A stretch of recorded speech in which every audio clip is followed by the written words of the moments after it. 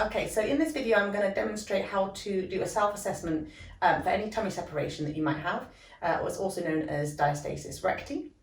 So what we're going to do is we're going to start just nice and relaxed, and we're just going to feel from right about our sternum, so right where your ribs are, and right down to your pubic bone, all along that midline, and just have a little feel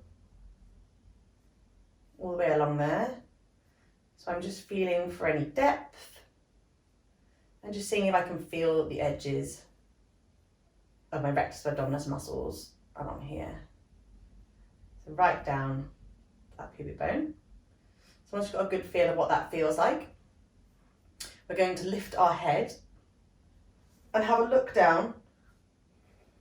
See if you can see any doming up or any dipping down of the stomach. So first of all, you have a good look. And then once you've done that, I want to keep your head up. And again, do the exact same thing. So you're going to feel from the top here, right in the sternum, all the way down to the pubic bone again. Exact same thing. You want to feel for any dipping in. And then see if you can feel the edges of your rectus abdominis muscles. You can use your fingers as well to do an assessment of how many fingers you can get in there. The width is not the biggest concern here. What we're really looking for is the depth. So you want to be able to feel that you're getting some meeting of the connective tissue, getting some resistance when you press down. You should feel something's meeting up rather than just sort of sinking straight down into the tissue. So you want to feel around the belly button mostly, and above and below. These will be the biggest areas where you are getting any dipping there. But do make sure you feel the full length. You want to just take note of how much you are dipping in which section.